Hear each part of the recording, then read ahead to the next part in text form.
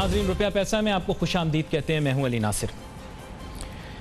मुल्क की मईशत जिन हालात से दो चार है, इसके मुतल्लिक मुझे आपको बताने की ज़रूरत नहीं है। आजकल तो आम आदमी जो है वो हमें लेक्चर देता है कि मुल्क की मईशत किस सम्त में जा रही है। अब तो वो हमें बताता है कि बेरोज़गारी कितनी है, ज़्यादा है या कम है। मैं क्वालिटेटिव जजमेंट नहीं करूँगा क्योंकि फिर लोग नाराज़ हो जाते हैं। वो मुझे बताएगा कि महंगाई ज़्यादा है या कम है।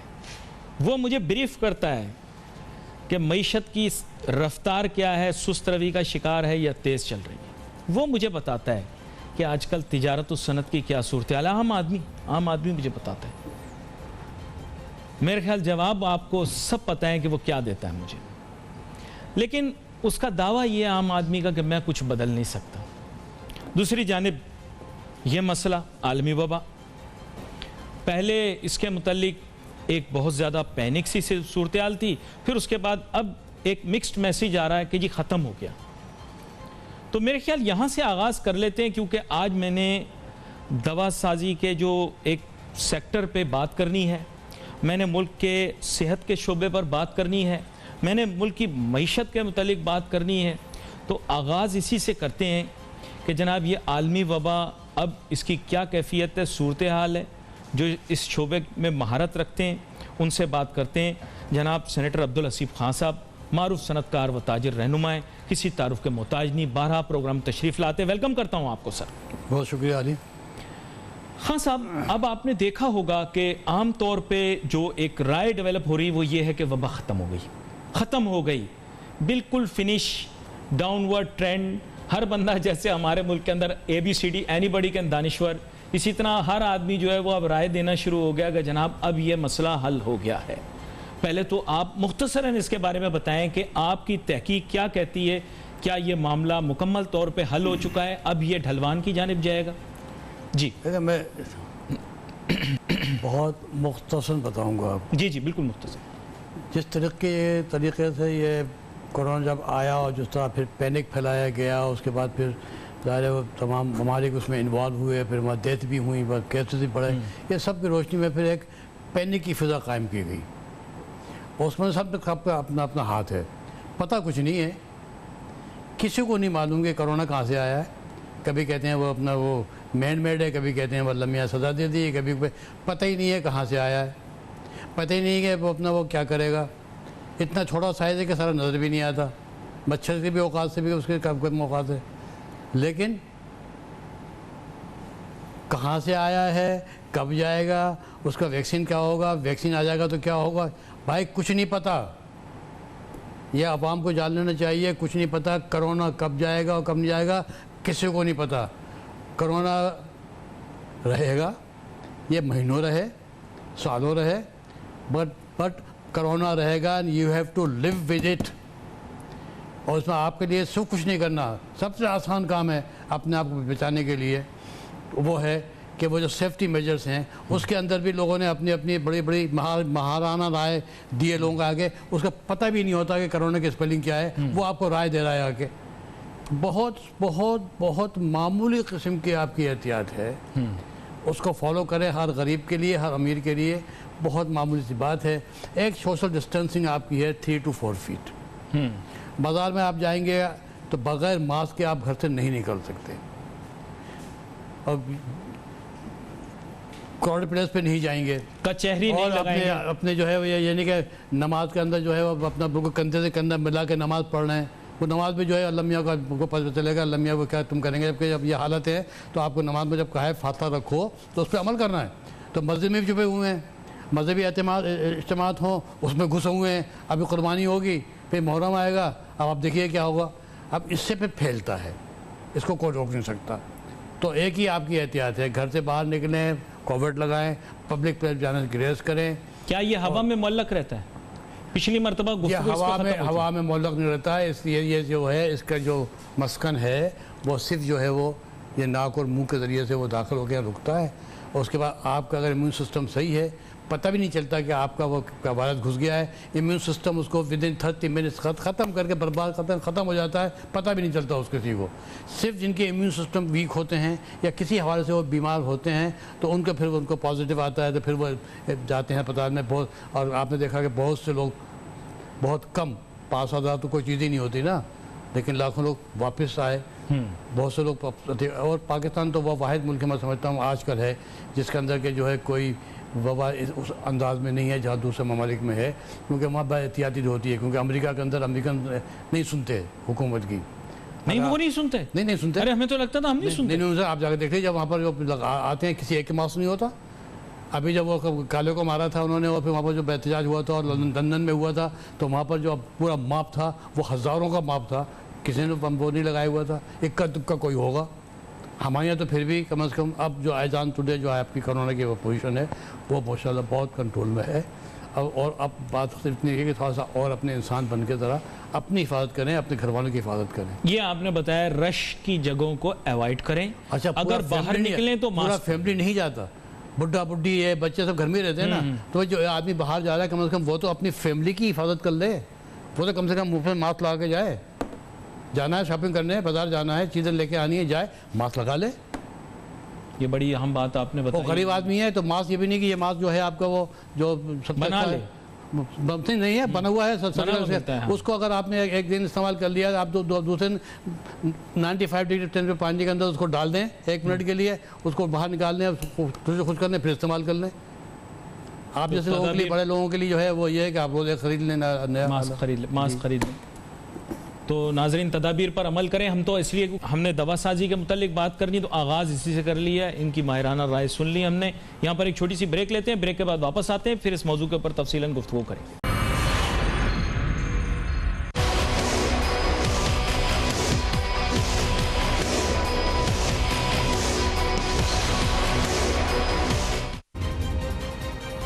नाजरीन welcome back after break. Break पे जाने से पहले गुफ्तगू हो रही थी, मैंने कहा ज़रा क्योंकि जो मंजर कशी है वो बहुत ज़रूरी है। हमारे यहाँ वाज़े तौर पर कोई चीज़ नहीं आ रही तो इन्होंने इसके बारे में वजाहत कर दी कि लोगों को इसके बारे में इल्म बहुत कम है। और जिस तरह से इन्होंने उसको समअप किया, मेरे ख्याल से बहुत सारे नुक्ते इन्होंने बयान कर दिए उसमें। अब हम आते हैं इस जानिब के अदविया की कीमतों में इजाफ़ा हुआ है। ज़ाहिर बात है पब्लिक रिएक्शन आता है। पब्लिक रिएक्शन एक नेचुरल रिएक्शन ये होता है कि इस मुल्क में दवाएँ महंगी कर दी गई हैं तो इसका असर शायद गरीबों पर बराह रास्त आए और एक सेंटिमेंट आता है सामने। तो खान साहब ये सेंटिमेंट तो अब डेवलप हुआ है और गवर्नमेंट लेवल के ऊपर भी वो कह रहे हैं कि जनाब अद्वियात की कीमतें कैसे बढ़ गई, और बहुत सारे लोग कह रहे हैं कि हमें तो पता ही नहीं लगा कैसे बढ़ गई, क्यों बढ़ गई, कैसे बढ़ गई, क्या अद्वियात की कीमतें इतनी ज़्यादा बढ़ जाने की वजह से गरीब आदमी बराह रास्त मुतासिर होगा। जी ये मैं आपकी इस स्टेटमेंट को माफ़ कीजिएगा, जी मैं टोटली रिजेक्ट करता हूँ इसको कि ये जो अफवाह फैलाई गई है कि इतना प्राइस बढ़ गई है, अफवाह ये सारी अफवाहें हैं। प्राइस बढ़ाने का इख्तियार फार्मास्यूटिकल कंपनीज़ को नहीं है। इसका एक कानून है और कानून के तहत हर साल जुलाई में बढ़ाई जाती हैं। जो CPI इंडेक्स होता है, जो कहलाता है CPI, ये कंट्रोल होता है। उसके अंदर जो है वो इन्फ्लेशन और डिवल्यूशन, इन दो चीज़ों को कंसिडर करके जो प्राइस इंक्रीज होता है वो नोटिफाइड है। अब इसका कानून है, ये अभी का कानून नहीं है, सालों का कानून ये। इसका ताल्लुक जब अगर प्राइस आपने वो कितनी बढ़ती होगी 7%, 8% CPI इंडेक्स, वो तो रेशियो है जी। स्टेट बैंक आपको देता है इन्फ्लेशन क्या हुआ, स्टेट बैंक देता है आपको डिवल्यूशन क्या हुई है एज ऑन 1 जुलाई, उसके बेसिस के ऊपर इंटरेस्ट वो 7%, 6% उसकी, और उसका मालूम होता था कि आग लग गई पूरे पाकिस्तान के अंदर और बाकी सब ठीक हो गया है। और भाई दवा आदमी बाद में खाता है, अगर उसके पेट में रोटी हो तो फिर बीमार होता है, वरना फाके से मर जाता है, उसको दवा की ज़रूरत ही नहीं पड़ती। उसकी बात तो आप कर नहीं रहे कि रोटी नहीं मिल रही उसको जो है कि वो चने की दाल नहीं मिल रही है, मसूर की दाल नहीं मिल रही खाने के लिए, और प्राइस जो नहीं बढ़ी है उस पर शोर हो रहा है, और जो रोटी नहीं मिल रही इस वक्त उस बेचारे को आटा नहीं मिल रहा है या नहीं मिले उसकी कोई बात नहीं कर रहा। तो टोइजेट करता हूँ, कोई प्राइस नहीं बढ़ी है। हाँ, प्राइस बढ़ेगी एज पर द लॉ को चेंज करवा दीजिए तो दूसरी बात है। एक्सप्लॉयटेटिव प्राइस इंक्रीज नहीं हुई है आप बोल रहे हैं? प्राइस इंक्रीज अभी तक हुई नहीं है। तो फिर ये जो नोटिफिकेशन है कि ये प्राइस जो है वो आपका जो है 1 जुलाई से आपका जो है वो एप्लीकेबल है। तो रिव्यू किस चीज़ का है? लेकिन 1 जुलाई से भी एप्लीकेबल है, लेकिन अभी तक क्योंकि वो 30 दिन का एक ग्रेस पीरियड होता है, ये भी कानून है। आप 30 दिन तक गवर्नमेंट आपके साथ अगर वो निगोशिएट ना करे, बैठ के बात ना करे, तो आप 1 अगस्त को बगैर किसी से बात किए आप प्राइस बढ़ा सकते हैं। That to the extent of CPI formula, and that will not exceed, I don't think that will exceed more than 7 to 8%।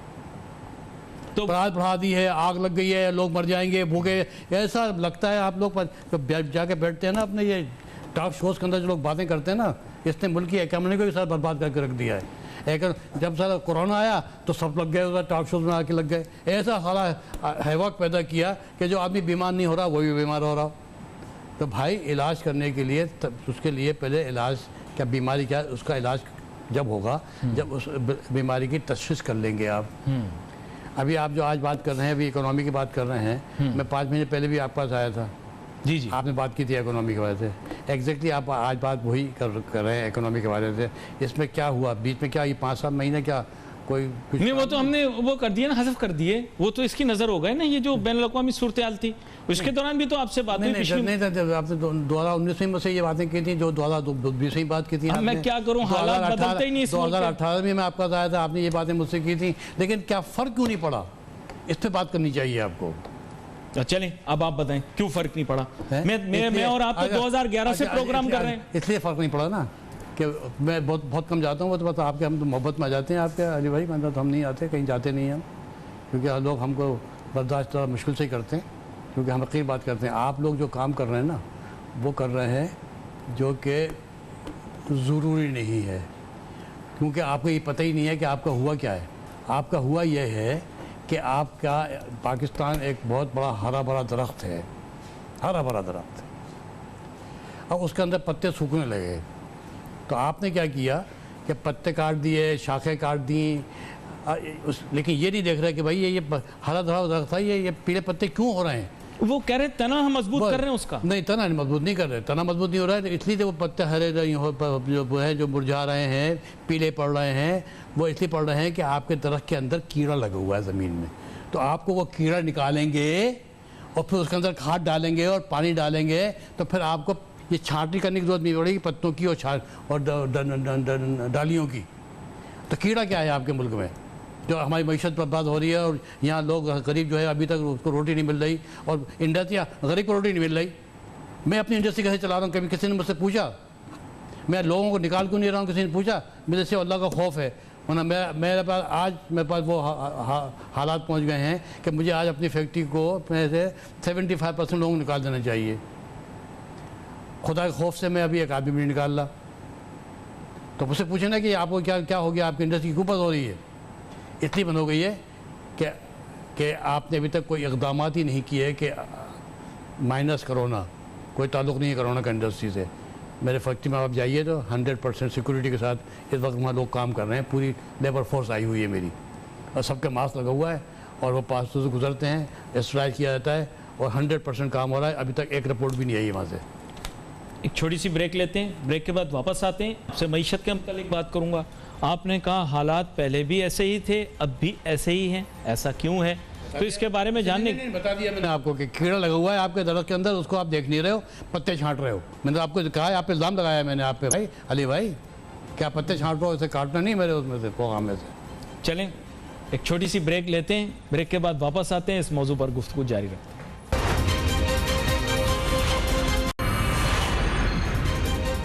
नाज़रीन, वेलकम बैक आफ्टर ब्रेक। अब बात यह कि मैं ख़ुद अब परेशान हो गया हूँ। खान साहब ने ब्रेक पे जाने से पहले अजीब सा सवाल किया, और उन्होंने कहा कि जी आपने मुझसे पिछले साल भी यही सवाल किए थे, और उससे पिछले साल भी यही सवाल किए थे, और जहाँ तक मुझे याद पड़ता है उससे पिछले साल भी मैंने यही सवाल किए होंगे। पहले जो सवाल किए थे वो आज आप कर रहे हैं, आज भी कर रहे हैं। बेरोज़गारी के बारे में पूछा था आपसे मैंने, महंगाई के मुतालिक पूछा था, तिजारत सनत के अंदर सुस्त रवि के मुतालिक पूछा था, और क्या पूछ सकता था? मसाइल यही हैं। अच्छा, वो पूछा था, आज भी वही है। तो फिर हमें प्रोग्राम करने की जरूरत ही नहीं है। प्रोग्राम जब भी आप करें तो आपको ये मालूम करना चाहिए भाई एज ऑन टुडे हमारा जो प्रॉब्लम है वो क्या है, और हम उसको किस तरह एड्रेस करें। ठीक है, और गवर्नमेंट को भी आपको इजाज़त देनी चाहिए। अगर वो सुन लें तो? नहीं, या आपको अपना ख्याल है, सुनेंगे, कंक्रीट बात करें ना, उनको प्रपोजल देके जाए ना। नहीं बैठे हैं बाहर, चले जाएं, बनी गाला चले जाएं, जाके बाहर बैठ जाएं। नहीं जा रहे तो खाना कम से कम भेज देंगे। खान साहब बैठे हुए 24 घंटे तक, भाई बिजी है, नहीं आए, जहाँ से निकलना नहीं है वहाँ से, कि सही ये प्रपोजल है, इस पर डिस्कस कर लें, 5 मिनट का काम है, हम बस फिर जाएंगे, वरना हम जाएंगे नहीं। तो खान साहब बुला लेंगे, लेकिन वहाँ तक जाओ तो, और फिर जाने के लिए फिर कागज तो बनाओ, फिर कागज तो बनाओ ना कि भाई ये इशू है, उसका ये सोल्यूशन है, और आपने अगर इस सोल्यूशन पे अगर आपने अमल किया तो ये आपके इशू सब खत्म हो जाएंगे, ये मैं कह रहा हूँ, ये लिख लें। उस फिर वो बुला लें अपने तमाम जो उनके लाभार्थी जो पूरे उसकी एक्सपर्ट ओपिनियन के लिए बुला लें और फैसला कर लें। नहीं, ये आपने तंजिया कहा है, मैंने ये वाला तंजिया कहा है आपने। नहीं, मैं तंजिया आप पे किया है। आप लोग जो है अपने एक तो कब्जा ठीक कर लें। आप सिर्फ और सिर्फ आपका जो ताल्लुक़ है वो ये है कि आप सियासतदान को बुरा कहें और हुकूमत को बुरा कहें, ये करप्शन है और ये है और सियासतदान भी चोर हैं और सब, ये आप पर यहाँ आप रुक जाते हैं। तो मैं आपसे आज फिर आपकी तस्दीक कर रहा हूँ कि प्लीज़ सियासतदान से और हुकूमत से कोई उंगली उठाने से पहले आपको उंगली उठानी चाहिए मेरे ऊपर, आवाम के ऊपर। आप 1200 आदमी पर उंगली उठाते हो, वो पॉपुलर बात नहीं है, वो ये बुरा मान जाएंगे। आप मैं बड़ा नहीं मतलब जैसे कर रहा हूँ, आपको पता ही है। मैं नहीं जानता, मैं तो से भी बात कर रहा हूँ। आप जो है ये 12,000 आदमियों पे आप उंगली उठाते हो और आपने 21 लोग छोड़ोगे, 21 करोड़ रुपये छोड़ोगे, आप मेरे से उंगली उठाइए कि मैं क्या किरदार अदा कर रहा हूँ। ये देखिए सबसे बड़ी वजह पाकिस्तान जो है ना, पाकिस्तान इज़, मैं बहुत इस मामले में हूँ, कसम भी खा देता हूँ, Pakistan is not a poor nation. Pakistan is a poorly manage nation. हरा भरा दरख्त है, कीड़ा निकालो, कीड़ा क्या है, कीड़ा क्या है, तेरा आपका जो है सिम्पल है कि आपका क्या पाकिस्तान का आपका सिस्टम जो है वो बिल्कुल गला सड़ा हो गया है। निज़ाम सिस्टम जो चलाता है निज़ाम को, कानून को चलाता है, कोई चीज़ लेके जाती है, मिनिस्ट्री में जाती है, मिनिस्ट्री में कहाँ जाती है, फिर कहाँ वो फाइलिंग जो आपकी होती है, फिर क्या करना है क्या नहीं करना है, वो खत्म खराब है। वो ये गला सड़ा हुआ है निज़ाम है। उसकी बुनियादी वजह यह है कि आपकी जो है वो पहला काम जो है कि आपका सिस्टम ठीक हो। नहीं हो सकता, नहीं हो सकता, नहीं हो सकता, मैं कसम खाता हूँ खुदा की, नहीं हो सकता अगर कानून की हुक्मरानी नहीं होगी। पहले सबसे पहले कानून की हुक्मरानी, जब कानून की हुक्मरानी होगी तो फिर आपका जो आप कह सकते हैं जी कि जी सिस्टम बनेगा। जब कानून की हुक्मरानी होगी तो फिर इलेक्शन कमीशन जब बनेगा उसके अंदर इंसान होंगे, इंसानों में जानवर नहीं होंगे। जब कानून की हुक्मरानी होगी तो फिर जो है वो सारेआम फांसी दी जाएगी जाली अदालत बनाने वालों को और जाली काम करने वालों को। फिर सज़ा दी जाएगी इस मर्डर्स को जो कि हमारे गेहूं को और गेहूं के और शक्कर के ऊपर हम लोग खेलते हैं। जब कानून की हुक्मरानी, ये नहीं भाई वो वहाँ पकड़ा गया था, वो तुम्हारे चाइना हमारा दोस्त है, हमारा टेस्टेड फ्रेंड जो हमारा है, वहाँ पकड़ा गया था, एक मेयर पकड़ा गया था जी, घर से निकल आए थे बहुत सारा माल, 5 दिन चली थी कोर्ट और 5वें दिन फैसला होता था कि शॉट डेड। 5वें दिन शाम को उसको मार दिया, 5 दिन में फैसला हो गया। गलत कह रहा हूँ, चाइना की मिसाल सामने दी, गलत कह रहा हूँ। मैं क्या कह रहा हूँ, कानून की हुक्मरानी करेंगे आप तो आपका जो है सिस्टम ठीक होगा। हाँ साहब, अभी प्लानिंग ये हो रही है। अभी सुन लीजिए, मुझे कौन जवाब देगा पाकिस्तान में? आप जवाब दीजिए क्योंकि आप मईशत के एंकर हैं हमारे। नहीं सर, आप ये बताइए कि आपको किसने रोका है ये जो कॉटेज इंडस्ट्री और स्मॉल इंडस्ट्री, ये स्मॉल एंड मीडियम को अलग कर दें। कॉटेज, स्मॉल, मीडियम, लार्ज, ये चारों अलग सेक्टर हैं। कितना काम आपने अपनी ज़िंदगी में मीडियम अपना कॉटेज इंडस्ट्री में यहाँ बात की होगी बैठ के आपने? कॉटेज पे नहीं की, मान लिया कॉटेज पे नहीं की। और कॉटेज इंडस्ट्री जो है वो बैकबोन होती है स्मॉल इंडस्ट्री की, और फिर कॉटेज स्मॉल इंडस्ट्री बैकबोन होती हैं फिर मीडियम इंडस्ट्री की, और फिर ये तीनों मिल जाती हैं तो फिर लार्ज इंडस्ट्री में काम आते हैं। इस वक्त आपके मुल्क में जितना हुनर आदमी, अपना औरतें और मर्द अपने घरों में लिए बैठे हुए हैं हुनर, उनको क्या चाहिए? 25-50 हज़ार रुपये का आपको सरमाया चाहिए उनको। चलिए मैं आपसे मुश्किल मैंने सेनेट में कहा था खड़े होके कि जी 10,000 रुपये बेनिफिट सपोर्ट स्कीम बहुत अच्छी है, इसको कंटिन्यू करें। और मैंने कहा था कि बेनिफिट साहब ने जो है वो माइक्रो फाइनेंसिंग बैंक भी शुरू की थी, ये बेनिफिट शुरू की थी। माइक्रो फाइनेंसिंग बैंक का काम क्या था कि वो आप अपना ये 10,000 के अंदर कुछ 15-20 हज़ार रुपये मिला के दे देते बगैर इंटरेस्ट के, तो 30,000 हो जाते। 30,000 में 2 मशीनें आ जाती, कपड़ा आ जाता, सुई धागा आ जाता, उससे रोलिंग शुरू हो जाती। लेकिन माइक्रो फाइनेंसिंग बैंक से कभी किसी ने पूछा आज तक कि आपने इस साल में आपने कितना फाइनेंस किया है माइक्रो में? नहीं किया, इसलिए कि उन्होंने पैसे दिए ही नहीं। तो भाई मैं फिर ये कह रहा हूँ आपसे, कीड़े को निकाल दो यार दरख्त से, मान से। मेरा पाकिस्तान अभी भी भरा भरा हो जाएगा। ये अभी तक दौलत के अंबार आपको पता है, आपको अंदाज़ा नहीं है, अभी बता दूंगा आपको पसीने आ जाएंगे कि अंबार कितने हैं दौलत के हमारे पास।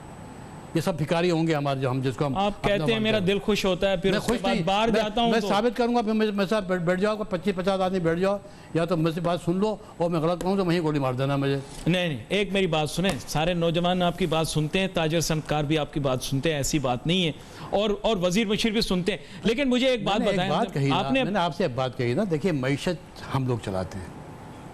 अगर मईशत हम चलाते हैं और अगर हम अपना किरदार अदा नहीं कर रहे सही, तो फिर इसको रोकना पड़ेगा। नहीं, लेकिन मेरी एक बात तो सुने, आपने आगाज में एक बात की ना, अभी आपने बड़ी सख्त बात की, आपने मिसाल दी दूसरे मुल्क की, आपने कहा साहब देखें वहां पर कैसे उन्होंने जल्दी से ये काम कर दिया। अब आप मुझे बताएं, अभी ये जो सिलसिला चल रहा है वहां पर, ये आपस में मिलकर आपके ख्याल से क्या 5 दिन वाला सिलसिला बना रहे हैं? नहीं, ये तो नहीं, आप मेरी बात को सिस्टम, मैंने ये कहा था कि आपका सिस्टम गला सड़ा है। अच्छा, वो ठीक नहीं हो सकता जब तक कि कानून की हुक्मरानी ना हो। तो इसको यकसर तब्दील इसका मतलब नहीं, रुक जाइए। अच्छा। तो अब जो कानून की हुक्मरानी के लिए वो होती है, और कानून अगर लोग कहें ना कि आपके भाई आपके मुल्क में अदल बहाल हो गया है, आपका अदल का नाम बहुत अच्छा है, तो इसकी याद से क्या है नापने की कि ये हमारे यहाँ अदल जो है वो बहाल हो गया है, हमारे यहाँ कानून की हुक्मरानी है, ये कैसे नज़र आएगा? बस मुझे ये नज़र आएगा। अगर आपको कानून होते हुए नज़र आ रहा है, इसका मतलब यह है कि आपके यहाँ कानून की हुक्मरानी है। और अगर नज़र नहीं आ रहा और आप तो अपना सिग्नल तोड़कर बाहर निकल जाते हो, इसका मतलब कानून की हुक्मरानी नहीं है। ले लें ब्रेक ले लें। नाजरीन, एक छोटा सा ब्रेक लेते हैं। इन्होंने मुझे अजीब सी ऑकवर्ड सिचुएशन में डाल दिया कि मैं इस जो इनका पूछा हुआ सवाल है उसका जवाब कैसे दूं। ये सवाल का जवाब आप सोचिए। Let's take a short break.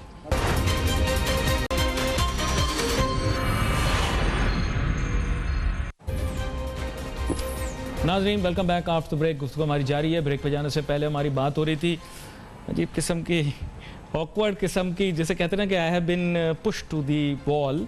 मुझे समझ में नहीं आ रहा कि मैं अब उसको किस तरह से आपकी बात का जवाब। भाई, जो चीज़ सामने है, अब आपने जिस तरह का सवाल पूछ दिया है, उसके अंदर सवाल के अंदर भी एक सवाल है, उस सवाल के अंदर भी एक सवाल है। लेकिन let's come to a fix. Do you think कि कोई ऐसा तरीका हो सकता है कि इन हालात को यकसर तब्दील कर दिया जाए, कोई नया निज़ाम लाया जाए? जैसे इमरान खान साहब भी इस वक्त थोड़ा सा इस बारे में वज़ीर आज़म साहब सोच रहे हैं कि निज़ाम को यकसर तब्दील किया जाए। अभी वो कह रहे हैं कि निज़ाम मुझे काम करने नहीं दे रहा, सिस्टम मुझे काम करने नहीं दे रहा। आपने बताया इसके कई हल होते हैं, और वो निज़ाम दुनिया में भी चल रहे हैं। कोई खाते होती नहीं होता कि एक ही निज़ाम चल रहा है दुनिया में। हर मुल्क का अपना अलग निज़ाम है। अमेरिका का अलग है, बरतानिया का अलग है, पाकिस्तान में हो तो क्या फ़र्क पड़ जाएगा। मैं तो बात हम आज ही करें ना, ताकि हम कल हमारा कुछ बेहतर हो जाए ना। आपके लिए जो है इस वक्त सबसे बड़ी प्रायोरिटी क्या है आपकी यार? तो मतलब मैं समझता हूँ कि कानून की मैंने हुक्मरानी ये इसलिए की बात ये की थी मैंने, ताकि मैं रूल ऑफ लॉ, तो अब उसका एक आपका जो है रूल तो छोड़ दो, आपका तो प्रेम्बल है यार कानून का। कॉन्स्टिट्यूशन का जो प्रेम्बल है वो क्या है? गरीब की रोटी, गरीब की तालीम, मुनासिब इलाज और सर छुपाने को छत। ये 4 चीज़ें आपके प्रेम्बल में शामिल हैं। कानून भी है, आर्टिकल 38 पर आप पढ़ लीजिएगा। आपको ये बुनियादी है। अगर ये बुनियाद, इसके ऊपर आपका कोई कंप्रोमाइज़ नहीं है, कोई डिस्कशन नहीं है, ना अपोजिशन है और ना हुकूमत है। ये तो वो चीज़ है कि जो कि आपने अपने गरीब को देनी है। इस पर कोई बात करने को तैयार नहीं है। आप पार्लियामेंट में रहे, लोगों ने बात की इस बारे में। आप पार्लियामेंट में रहे, आप तो आवाज़ उठाते रहे, लेकिन और लोगों ने इस बारे में बात नहीं की। नहीं, देखिए ना, आपने तालीम पे काम किया, लोगों ने तो नहीं बात की। एक आदमी बात तो करता है ना, बात भी हुई, कुछ डिस्कस तो हुई, लेकिन फिर उसके बाद नहीं हुई। तो वही तो मैं कह रहा हूँ कि सिस्टम ठीक करो ना। सिस्टम होगा तो फिर मेरी एक बात अकेली हो गई तो फिर 10 लोग भी खड़े होंगे। बात नहीं है कि मैं अकेला था, तो वो लोग भी थे, लेकिन अगर माइनॉरिटी के अंदर आप होते हैं तो फैसला फिर मेजोरिटी का होता है, क्योंकि हमारी माशाल्लाह अल्हम्दुलिल्लाह हम लोग जमहूरी लोग हैं ना, हम लोग जमहूरी थोड़ा वो एतमाद करते हैं, तो जो फैसला जब मेजोरिटी करेगी, क्या गलती क्यों नहीं हो, मानना पड़ेगा आपको। इस वक्त का तकाजा है, मेरी दरख्वास्त है, हाथ जो कि दरख्वास्त है मेरी अपोजिशन से भी और हुकूमत से भी, कि भाई ये जो दो साल रह गए ना, इस पर सब्र कर लो और हुकूमत का साथ दो, और हुकूमत जो है वो इनका साथ दे और जुडिशरी अपना काम करे। ये तीन चीज़ों को आपको एक साथ लेकर चलना पड़ेगा। अगर पार्लियामेंट जो है वो सुबह से शाम तक जो है वो तकरीरें हो रही हैं, असेंबली बुला ली है, न वो मुनाफिक लगाया हुआ है, तकरीरें हो रही हैं और तकरीर के अंदर जहर उगला जा रहा है, हुकूमत उन पर इल्ज़ाम लगा रही है, ऑफिशियल उन पर इल्ज़ाम लगा रही है, तो बीच में जो गरीब जो पिस गया साला वो कहाँ जाएगा? और फिर हम कब तक ये करते रहेंगे? अभी भी वक्त गुजरा नहीं है, अभी हमारे कंट्रोल में ही है। पक्की बात, कंट्रोल में है। बहुत सारे लोग तो कहते हैं अब गया हाथ से, मामलात हाथ से निकल गए, नहीं निजाम बदलना पड़ेगा। निकले नहीं है, तो लोग बोल रहे हैं, लोग ऐसे कहते हैं कि वो लोग कह रहे हैं कि जो कि उसको ख़राब करने के खुद जिम्मेदार हैं। सिस्टम को चेंज करो भाई। इंडस्ट्री को कौन चलाता है? पूरा एक निज़ाम है हमारा, वो टाउन एसोसिएशन और वो ट्रेडर्स और फिर वो चैम्बर्स, फिर वो फेडरेशन और ये सब मिल के निज़ाम वज़ा करते हैं हमारी मईशत का। जी, सही कह रहे हैं आप। तो क्या इन सब का कोई रिलेशन है हुकूमत के साथ? क्या इन सब का कोई रिलेशनशिप है अपोजिशन के साथ? क्या ये तीन आदमी एक पेज पे बैठे हैं? कभी नहीं बैठे। हुकूमत, opposition and the industry representatives, ये तीन का ट्रायंगल बनता है। इसमें से एक निकाल दिए, सिस्टम ख़त्म हो जाएगा। तीनों लाज़िम मज़लूम हैं, क्यों नहीं बैठते हैं? और फिर क्यों बुलाते हैं आपने इस्लामाबाद में क्यों बुलाते हैं आप? सेलेक्टेड लोग जाएंगे, टोटल अगर मैं निकालूंगा तो तकरीबन 45 बनेंगे। 45 लोगों का दाखिला जो है वो है इस्लामाबाद में मिनिस्ट्रीज़ में, और वहाँ पर प्राइम मिनिस्टर साहब के घर पे भी होगी और वो होगी, वो 45 जा रहे होंगे।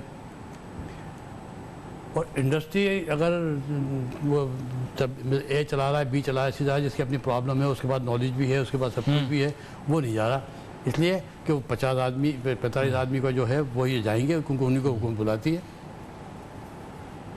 तो फिर ये कौन सा ट्रैंगल बना?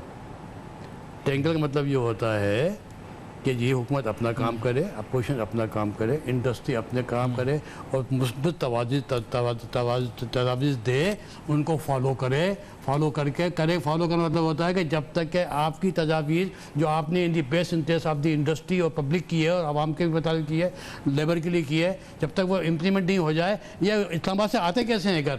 कराची वापस या लाहौर या मुल्तान या पेशावर क्यों जाते हैं? मैं आपसे पूछ रहा हूँ, आप तो एंकर हो भाई, आपको तो मैशत का आपका ठेका है आपका मैशत का ठीक करने का। मैंने ठेकेदारी नहीं ली हुई, और लोगों ने ली होगी, मैं ठेकेदारी नहीं करता इस मामले में। देखें, जो बातें आपने की हैं ये बड़ी, मैं कहूँगा कि इनमें बड़ा वज़न है इनमें, और हुकूमत को इसके मुतालिक सोचना भी चाहिए और काम भी करना चाहिए। और जैसे इन्होंने कहा कि जो मसला है उसको बयान कर देने के बाद अब उस मसले को किस तरह से रिजॉल्व किया जाए, इसके ऊपर वर्क करना बहुत ज़रूरी है। मैंने जितनी मीटिंग अटेंड की है ना मिनिस्टर से और इनसे होती हैं, तो वो सिर्फ मीटिंग्स होती हैं, सिर्फ उसके अंदर वो वायदे भी कर लेते हैं कि ये नहीं होगा, ये नहीं हुआ, ये नहीं होगा। अच्छा हाँ, ये दावत है हम करेंगे, हाँ ये बात तो ठीक है, हम देखते हैं। वो देखते कब हैं ये पता नहीं चलता कभी भी। नाज़रीन, we wait for your messages. Facebook यहाँ पे अली नासिर, हमारी टीम को इजाज़त दीजिए। अल्लाह।